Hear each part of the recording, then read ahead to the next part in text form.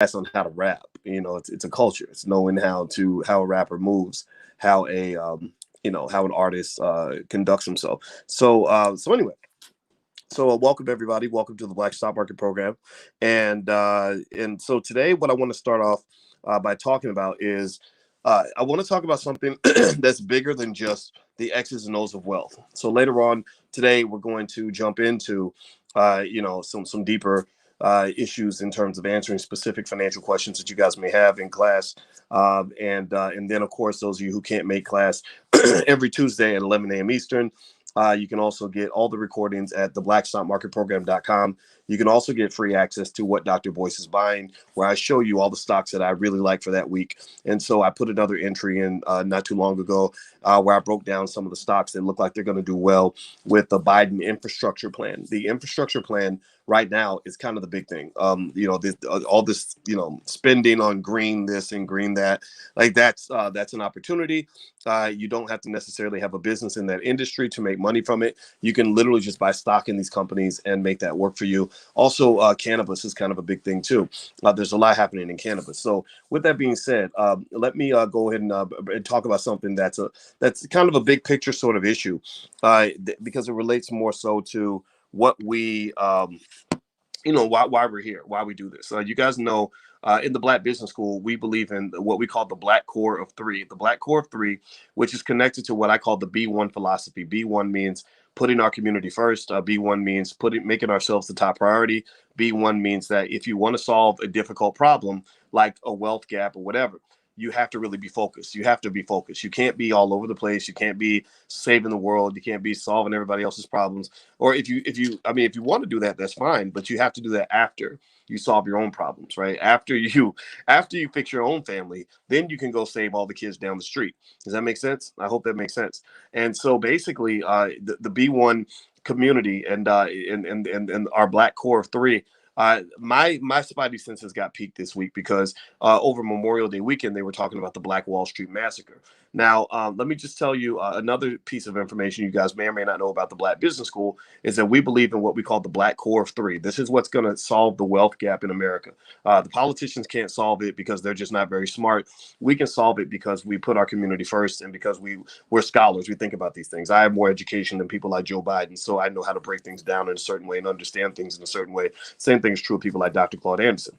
So here's what the Black Core 3 is. The Black Core 3 basically says that most of white supremacy can be eliminated. Not all of it, but most of it in your day-to-day life can be eliminated by focusing on three things. One is educating our own children. Two is creating our own jobs. And three is supporting our own businesses. Educating our own children, creating our own jobs, and supporting our own businesses. Well, why do I pick those three things? And this is almost like, we talk about religion, you have the Holy Trinity, the Father, the Son, and the Holy Ghost. Well, that's our Holy Trinity.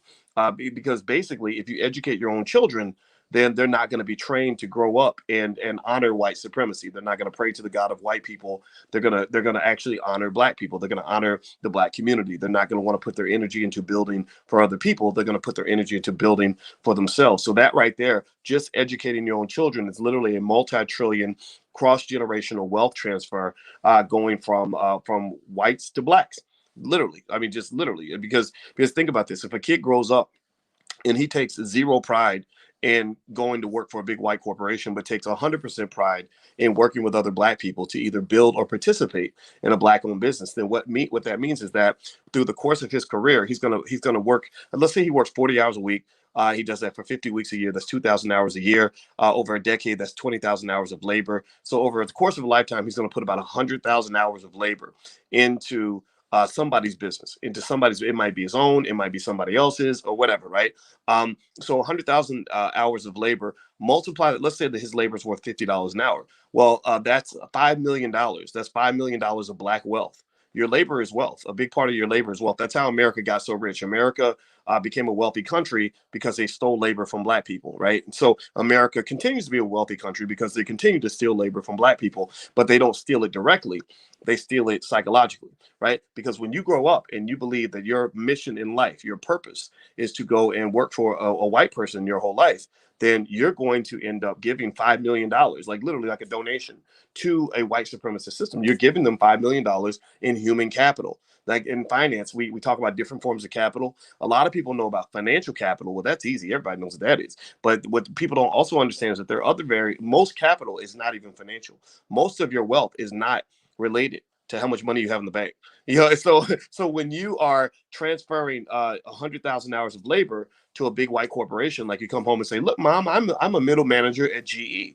I'm working at Xerox or whatever," right? Then what you're doing is you're literally making a wealth transfer of about $5 million to white supremacy. So you do that. So let's say you train, 40 million black kids to go and give $5 million a piece, make $5 million donations to a white supremacy. Well, you're talking about a wealth transfer in the trillions every generation, right? And these are little things that people don't talk about because this is high level stuff. This is stuff that I want to make sure I express this at the top of every mountain. And we spent literally over a decade building an audience of over 1 million black people across the nation. And it was independently built. We raised our own money. We raised probably about $15 million over the last 15 years. We've employed dozens and dozens of black people. We have supported the Powernomics Corporation to the tunes of hundreds of thousands of dollars. And we've done this independently, completely under the radar for the most part, without help from corporations, without help from the government, because we knew that this sort of message is very radical. I mean, it's almost crazy. It sounds crazy at first, right? But when I break it down for you in little bite-sized chunks, you get it, right? Give me a yes if you understand what I just explained to you. Give me a yes if this sank in, right? This is the hidden wealth that gets taken from the black community. This is where the money's going, right? It's like if you have a patient in the hospital and the doctors are like, "Gosh, the patient keeps losing blood, and I don't know, he's not bleeding anywhere. What's going on?"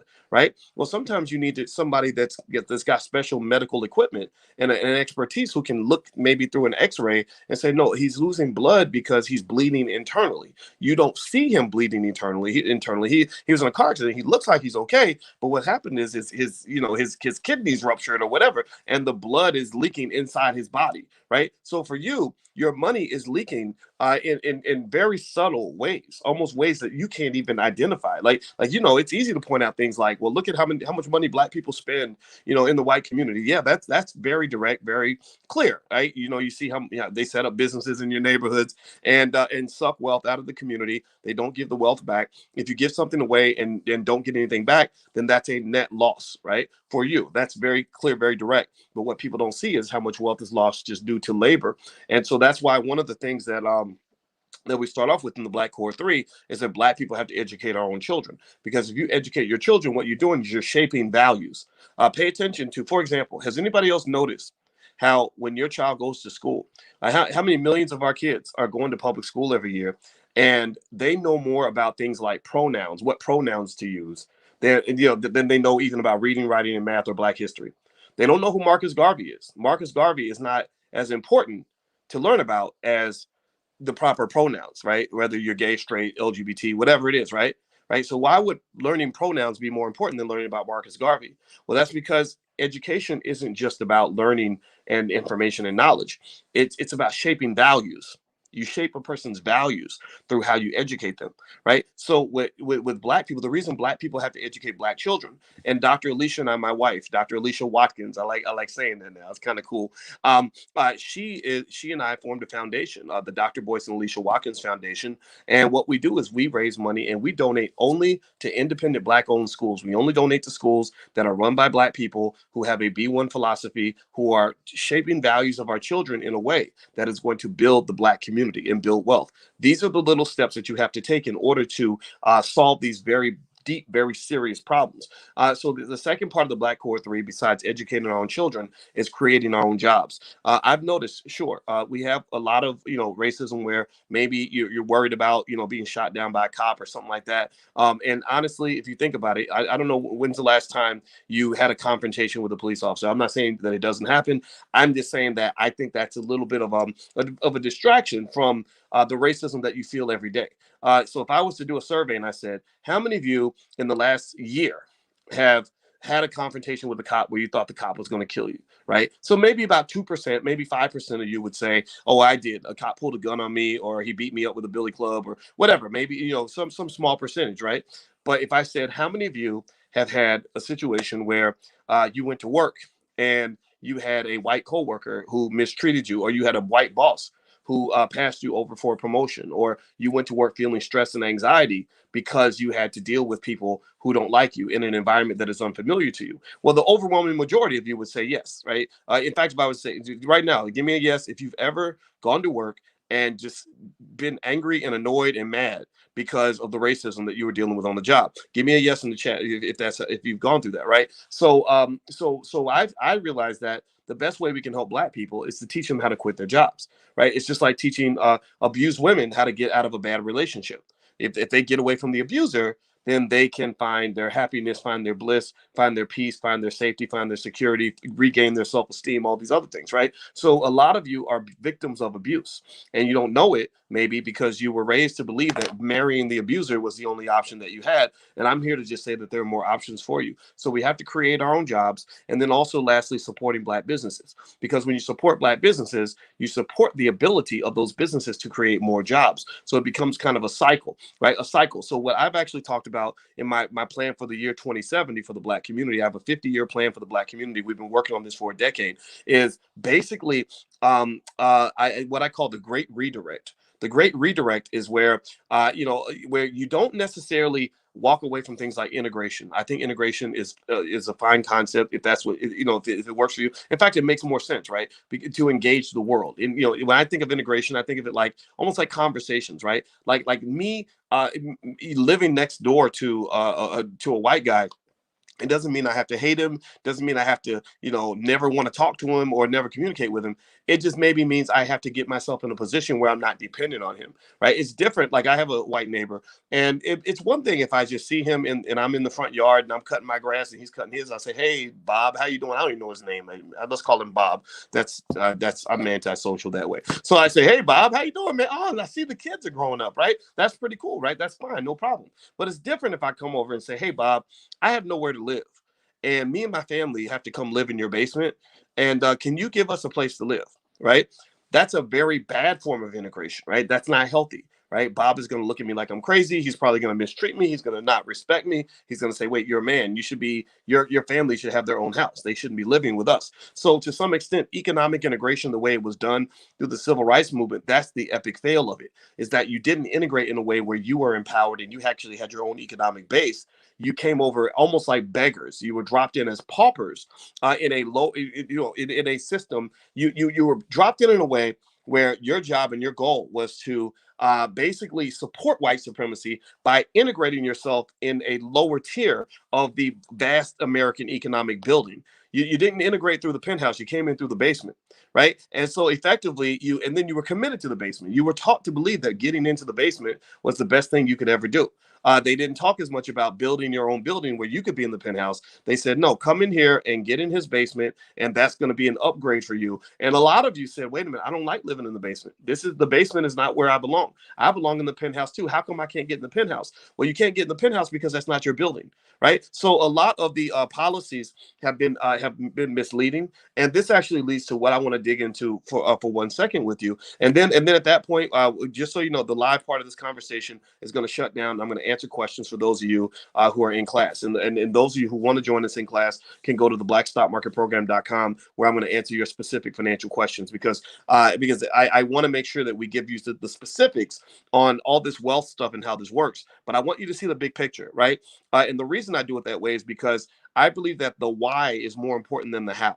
Sure, I'm going to talk to you about all the hows, all the details, and every question you have, 401ks and IPOs and anything you want to know. I can answer all that because I've taught college students for 27 years, right? But the why, I find, is really the part that drives you. That's the emotional part. That's the part where you say, "I got to do this." Like, this is, again, shaping values, right? Like, okay, we got to do the reason why it's important for me to be an independent, to be economically independent as a Black person, is not because I want a fancy car. It's not just because I want a bigger house. It's not just because I want financial security. Those things are great, but it's really also because I want to have a more positive experience in America and in life. I want to feel empowered. I want to wake up feeling strong and good and solid. I don't want to wake up feeling that somebody else is almost in a position of being a god over my life and controlling my outcomes and my happiness. Okay, so right now, Joe Biden, and I'm gonna pull up this article that I found on CNN.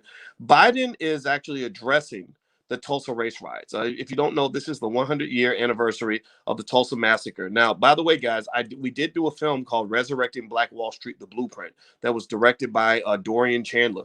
And that film is what I'm going to do is I'm not going to you don't have to buy it. I'm going to actually show it for free. We're going to show it probably in the next maybe week or so. I actually got my team on this. I didn't think about it. Alicia actually gave me the idea to bring it up. And so anybody who wants to watch the film, make sure that you go to theblackbusinessschool.com and make sure you're on our email list, because what I'm going to do is I'm going to send out an email to you guys and let you know when we're going to show that film. It's a very good film, and we did the screening in Chicago back in 2015, 2016, and the whole theater was completely packed. There was a line out the door, down the street, and around the corner, and everybody thought it was like a rap concert or somebody's giving away free Air Jordans. It was like, no, these were Black people that were coming to learn their history and to be educated about the Black Wall Street Massacre. So we made that film. We're really proud of it because one of the things we also believe, this is why I have you guys in class read the book, How the Jews Invented Hollywood, because I want you guys to build a Black Hollywood. Tariq Nasheed has a new movie out called Buck Breaking. I think everybody should see it, because we have to be able to create our own blockbusters, or what I call blackbusters. The blackbuster films are the seminal elements of the development of what is ultimately going to become a multi-trillion-dollar Black movie industry. But what also needs to occur is that when you're planting those seeds, you have to learn how to be good farmers. You have to know how to water the plants. You got to make sure the plants get plenty of sun. So that means that your children are going to be a part of all of this, because they're going to learn different skill sets that allow them to run businesses, to manage healthy relationships, and to learn how to develop structure, right? Instead of saying, okay, I want to spend my whole life working for somebody, they're going to say, let me get together with a consortium of investors, and we're going to go and invest in something and build something and create something, right? That's how you build a what I call fertile economic soil, or a healthy economic ecosystem, so that when Tariq Nasheed comes out with another blackbuster, or his child comes out with a film 30 years from now, there'll be a network of Black people that own, I don't know, movie houses and or different organizations, where they all come together, and 1,000 of them say, oh yeah, we'd love to screen this film. And next thing you know, that film, they invest $1 million, the film makes 20 million, and then you just rinse and repeat, right? That's how the Jewish community built Hollywood.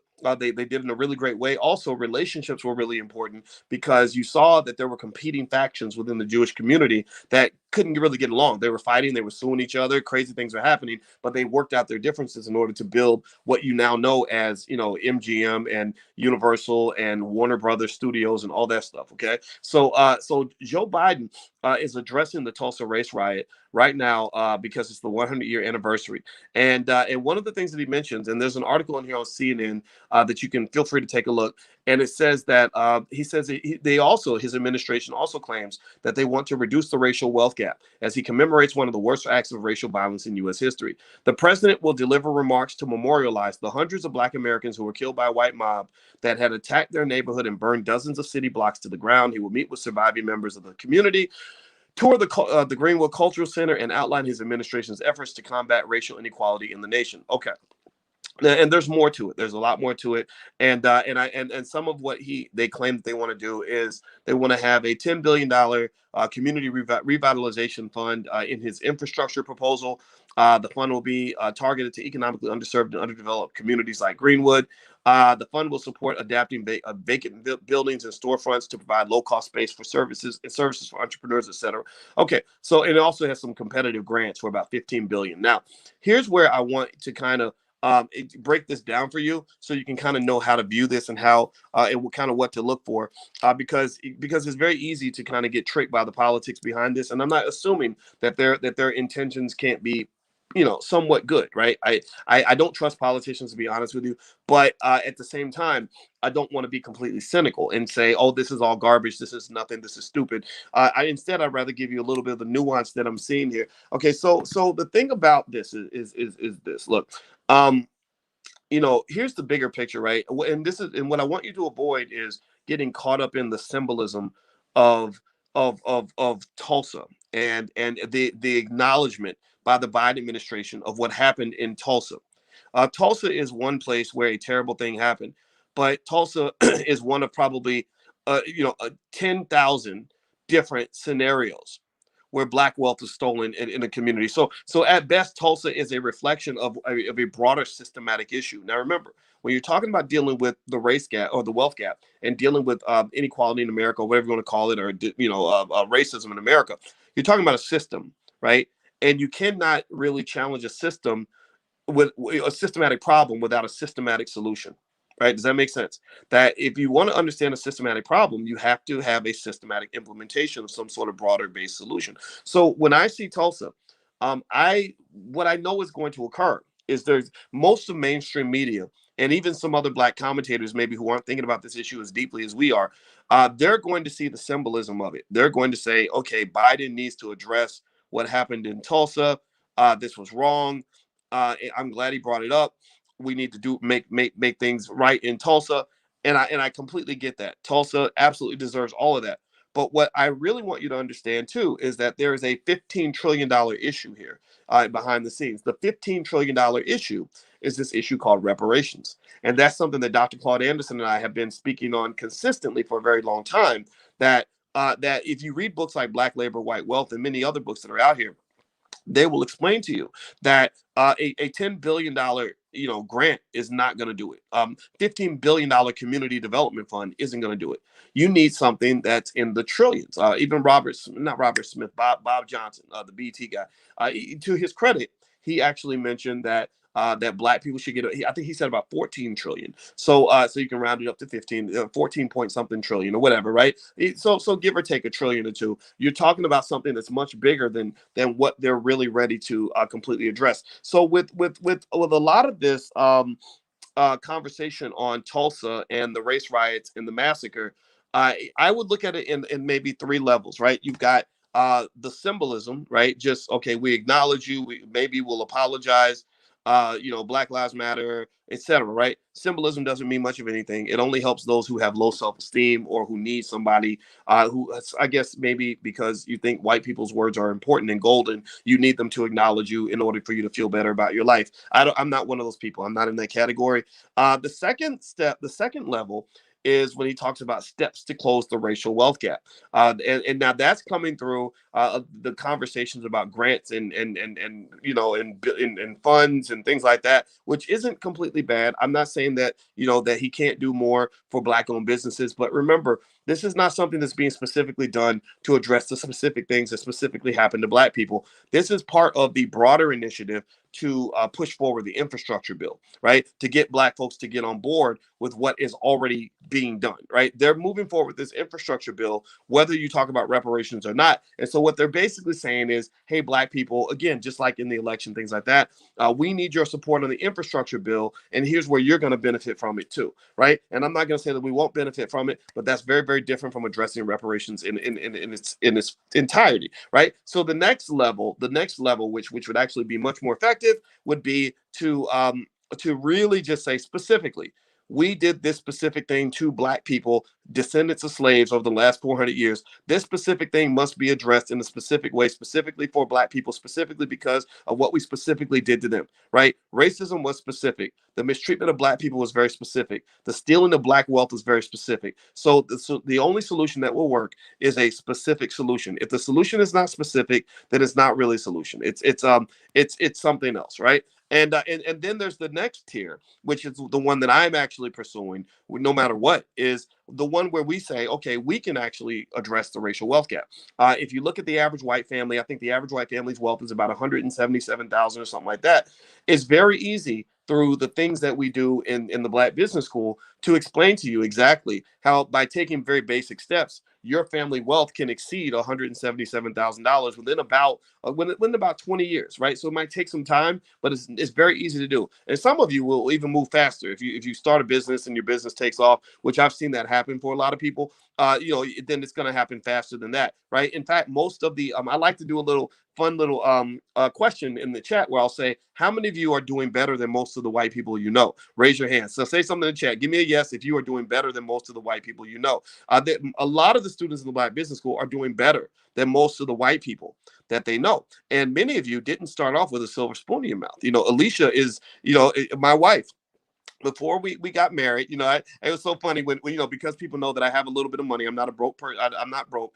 People said, "Oh, well, she's married him because of his money." Well, no, she's a black woman that knew how to get her own money. She had her own stuff right before we got together, and she didn't grow up with a silver spoon in her mouth. She grew up in Gary, Indiana, the murder capital of the world. They didn't have much money to buy much of anything.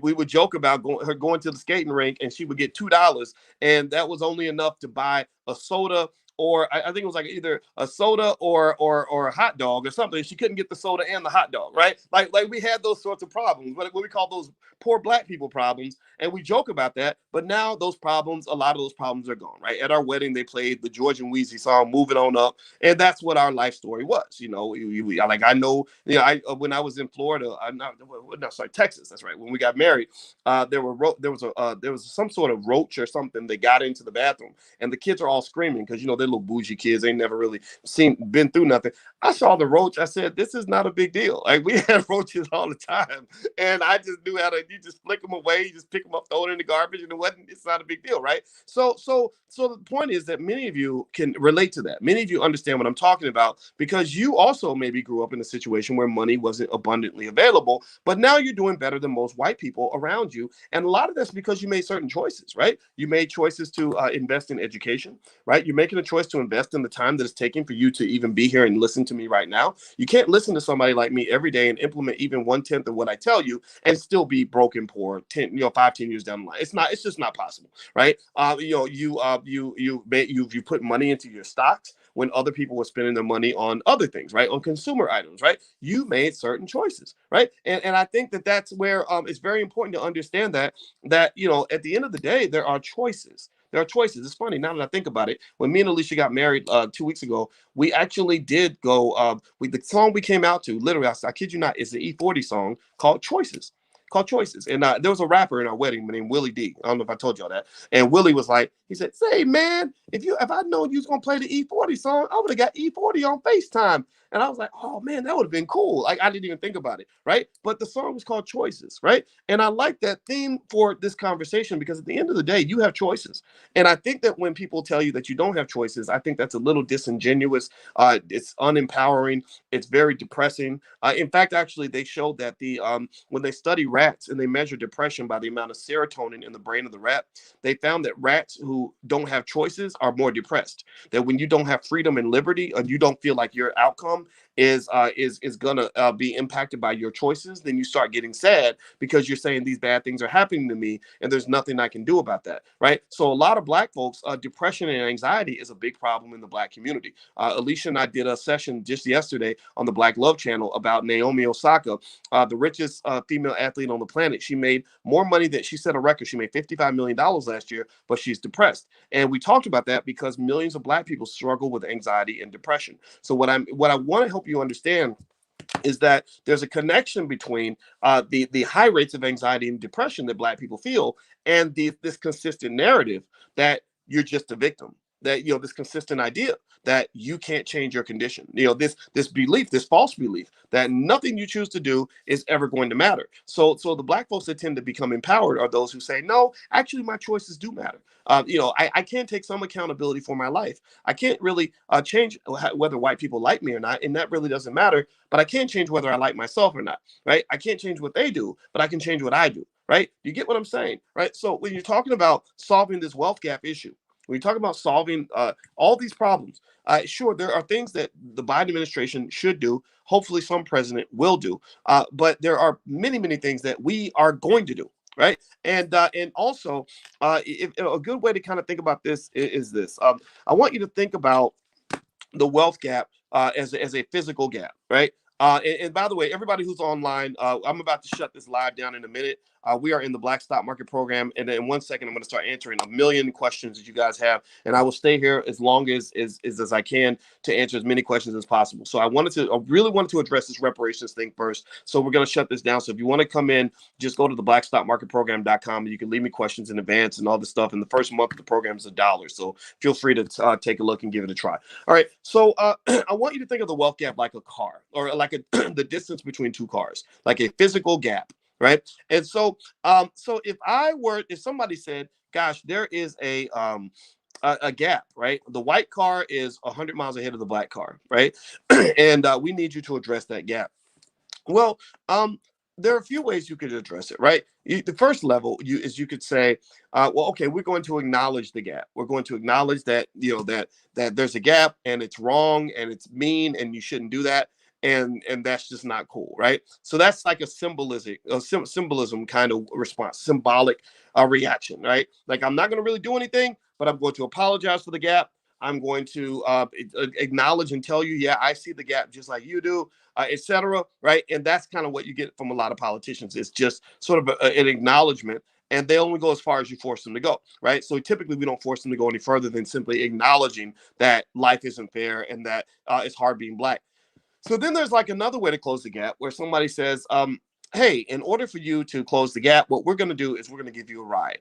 We're going to come pick you up. We notice that you're 100 miles behind, so we're going to come pick you up and we're going to drive you. You're going to pick you up in the white car. We're going to drive you a little bit further down the road. Now, we're not going to drive you the whole 100 miles. We'll drive you maybe 10 of those miles or 15 of those miles in order for you to be a little bit closer, right? That's kind of what these infrastructure plans and bills are. These little grants, community development, grants or whatever.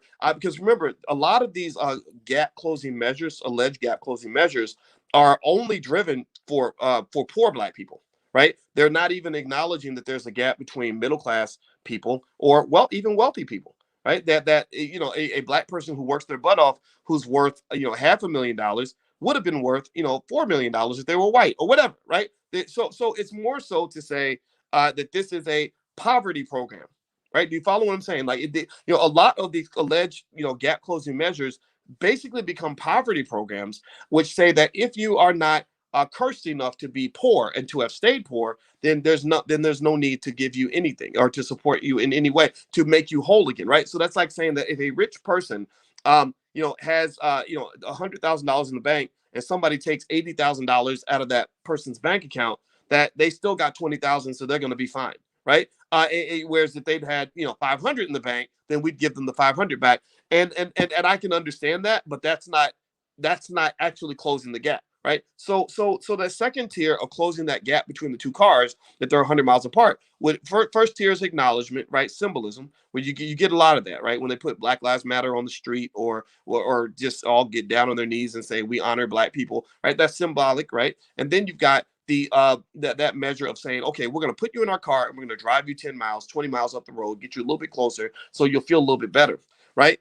And then there's like another level that is actually more suited to what I believe, what I'd like to see is one where you say, okay, not only are we going to help you close the gap, we're going to actually give you the money to buy your own car so that you can drive that car and you can close the gap in a car that you own, right? You own this car. So we want you to have better education. So we're not just going to build more schools in your neighborhoods that are run by white people. We're going to actually give black educators, $100 billion or whatever, to build and create schools that are run by them, where they're doing what they want to do. They're implementing their vision without our oversight. A lot of the things that they do, money comes with power. So a lot of times people want to maintain power. Even if they give you money, the money comes with a string attached. It says, okay, we'll give you money as long as you make sure your kids learn their pronouns and all these other stuff, right? Well, whereas there are black educators who might do better to just say, look, just give me my $100 million to build my school, and I'll figure out the rest. I don't need your interference at all anymore. We got this, right? So that's actually the ideal implementation. That's probably not going to happen in America, because I don't know white folks historically to ever really give away massive amounts of resources to black people in a way that there are no strings attached. That's why the Black Business School to this day does not take corporate money. We do not take government money. We do not want any of that money, because we don't want any strings attached that are going to slow down or water down our agenda, because we know the answer to these problems. We know how to implement them. So even if we have to do it slowly, we're getting it done. We've trained over 1 million black people on how to invest in the stock market. And because I've done the research on this area, I know how massive that's going to be over the next 50 years. Again, it's fitting right into my 50-year plan for the black community, which used to be a 60-year plan, but we're 10 years into the plan and everything's going great. Now, wealth is the biggest thing in the black community. Rappers are rapping about wealth. Everybody's talking about wealth. There are thousands of platforms across the country now where they're digging into wealth because they now know what I've really kind of pushed for a long time. And other people like Dr. Claude Anderson and Marcus Garvey pushed it before me, that wealth is the one thing that will make all the difference. Wealth is that one thing that if you change that, that's going to change everything, right? Wealth is that one driver. Like money can't buy happiness. Like with Naomi Osaka, Alicia and I explained yesterday, money can't really buy happiness. But I do know that not having enough money can easily buy you sadness, right? If you need money and you don't have it, you're going to be very sad. If your kids need new shoes and food and you can't buy it, it's going to depress you, right? And you're going to do really ugly, horrible things, embarrassing things in order to go get money, right? So with that last piece here, so I mentioned to you, so again, we're talking about the wealth gap as if it is a physical gap, like two cars that are separated. So there's three levels, right? One, I can symbolically acknowledge the gap and say, I feel sorry for you. Gosh, that's terrible. Black Lives Matter. I hope things get better, right? Then two, I could give you a ride. Like white folks can give you a ride. They can put you in the car and drive you 10 miles, 20 miles up the road. So you'll feel better about the gap. You'll say, okay, we went from, like the crack, the cocaine, what was it? The powder to crack disparity, whatever they called it. It was 100 to 1 in sentencing, and then they went down to like 20 to 1, and everyone was like, "Oh, that's so great, that's such a big deal." But I'm like, "Wow, but 20 to 1, that's still a big deal, right?" That means so 20 to 1 or 18 to 1 is 18 to 1. Sorry, 18 to 1 means that if I was going to get a 5-year sentence for powder, I'm gonna get a 90-year sentence for crack. And I'm supposed to be happy about that? I still don't feel good about that, but I guess this is better than what you had before. You feel like that's better. Like Malcolm used to talk about that. Malcolm X said that if I stab you and I pull the knife out a couple inches, then that's not really progress, right? I'm supposed to pull the knife all the way out and heal the wound and compensate you for what I did to you, right? So the second level is if they drive you in their car to close part of the gap for you. The third tier, which I would just think would be awesome, I don't ever think in my lifetime white folks are going to be this generous, but maybe one day it'll happen, is if they literally are writing multi-billion, multi-trillion-dollar checks to the Black community, no strings attached, to allow us to do what we got to do, right? That's like, so I'm letting you close the gap by giving you the money to buy your own car so you can decide what kind of car you want. You own it, you can drive it, and you can close the gap yourself. I think that'd be awesome. Like if they wrote a no strings attached check to the Black Business School for $1 billion, guess what? You would have a Black business school franchise in every city in America, and we would just do this ourselves. We can do 10 times more with 100 times less. It's very easy because this is what we know. But so the last piece, though, this is one more piece I want to throw in there, though. Besides them buying the car, I think also, though, you have and this is this is the solution that I think is most effective. Now, this is the one that's working now, is where we as a community commit ourselves to say, look, we may not ever get the 15 trillion that's owed to us, but we have 1.4 trillion per year in economic power that goes out the window, right? 1.4 trillion, most of which goes out to other people, right? That 1.4 trillion could be used to buy, 50 football teams, 50 NFL teams. It could be used to buy maybe not even 50, maybe 100. I don't know. I didn't do the math. It could be, we could buy universities with this 1.4 trillion. We could buy all kinds of stuff with this, right? So my hope is in what I call that great redirect, where we do, again, going back to the Black Core 3, educate our own children, there's no excuse for that, right? You got the internet, you got people like me out here that can educate your kids for you. We got everything you need. Educate our own children, create our own jobs, and support Black businesses. By doing those things, then what you're effectively doing is you're saying, look, they're not going to buy us a car, they're not going to give us a ride, they'll only acknowledge the fact that there's a gap. But using the resources we have, we can actually design and build a better car. Maybe it has to be a little more energy efficient. Maybe it has to be some sort of new design. Maybe it has to be very creative or whatever, but we can build a car that will allow us to close that gap. And so by us talking about economic intelligence and making economic intelligence and financial literacy and wealth building, and Black wealth building in particular, the most important value norm within our community, then what's happening is that millions of you are already closing that gap. Again, I told you, if I do a survey amongst the people that follow this platform and say, how many of you are doing better than most of the white people you know, the majority of you would actually say yes. And it's not because you were born with a silver spoon in your mouth. You're not it's not as if you're just a bunch of rich people who got together to be bougie. No, many of you were born, eating the government cheese and with the roaches in the house and dealing with all kinds of issues that poor people have. The difference was, though, that somebody put something in your brain that led you to solve your problems in a different way, right? And to become a little bit more empowered. So I believe in the last solution the most. I think that I don't honestly, I don't have a lot of faith in white people. I have a lot of faith in smart black people. In fact, so I don't have a lot of faith in white people as a whole. I don't have a lot of faith in black people as a whole. There are a lot of black people that aren't going to get these things, not going to understand what I'm talking about. I have a tremendous amount of faith in that talented 10th, that 10% of the community, which is you, who are making decisions now. Like, for example, the $5 a day investing plan. I showed you mathematically 1,000 times in our lectures how that literally puts you in a place where within a generation, you have more wealth than white people. Basic steps where what's getting you ahead is this, right? Is intelligence. Intelligence. What's in your brain?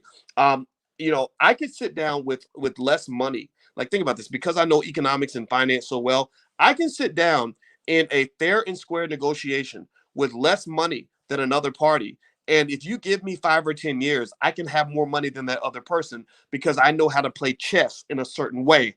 And if that person only knows how to play checkers, then I'm going to win. Right. So your children, by being economically intelligent and being economically prepared and being super sharp about ownership and thinking about taking the high road as opposed to the low road economically, that child is going to sit down in the year 2040 and they're going to go into all kinds of transactions with other people, and they're going to know how to shape the transaction in a way where they benefit. They're not going to show up and say, oh, okay, so your tuition for this big white university is $100,000 a year.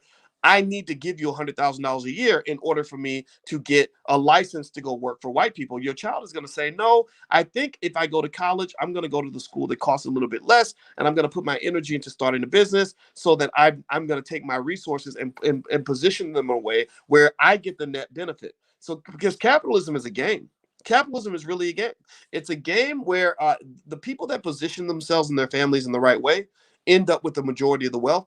The people that position their families in the wrong way end up having the wealth taken from them. So if you ask me, do I think capitalism is exploitative? Yes, I do. I really do. And I can't change that. But I can change how you position yourself in a capitalist society where you don't fall for the same tricks that are indoctrinated into you and your culture at an early age. I mean, you have to be trained to be a consumer the way some of our kids are. You know what I'm talking about. When you see people that don't have a lot of money, but they always got the latest iPhone and they got a Gucci bag and a pair of Air Jordans on their feet. Or you see people that don't want to learn anything about financial literacy, but they know how to twerk and they know they know about their latest rap, the latest rapper's lifestyle and who he's dating and everything else, but don't know nothing about what to do with their economics, right? Or people that graduate from high school, can't read, can't write, can't do math, but they know all the pronouns and they know plenty of white history, don't know anything about black history, right? You have to be indoctrinated into this, right? Or families where people take more pride in their relative getting a job than they take in their relative starting a business, right? All these things, y'all know what I'm talking about. So that's it. So that's the solution. That's what I think. And so I don't really know what Biden's going to really do one way or the other. I don't really care, honestly, because I think we've got this. I really think that you right now, if you keep doing what you're doing, you're going to be fine. You're going to be okay. You're going to be successful. The people I worry about are the people that are not aware of what's going on. Everybody's not built the same. Some people are honestly just more intelligent than others, to be honest with you. I'm not saying that they're stupid or anything like that, but maybe they're either distracted or maybe they just don't have the ability to process on that higher level. So that's what I'm kind of worried about. I really hope that they put something in place to help all those people who are not going to be doing the things that you're going to do with your families, but just keep doing your thing and you're going to win. Okay. So anyway, I'm going to shut down the live portion. I'm going to answer your questions. I talked a little bit longer in the public's part of the class because I feel like this issue is very, very important. And I hope that this helps you in terms of understanding why the economic intelligence piece is so critical in this whole situation. Okay. So those of you who are not in here, feel free to go to the blackstockmarketprogram.com. I'm literally going to spend an hour and a half answering questions from students. So if you want to come in, you got a specific question for me about anything you want to do in your economic journey, just go log in at the blackstockmarketprogram.com. All right. So here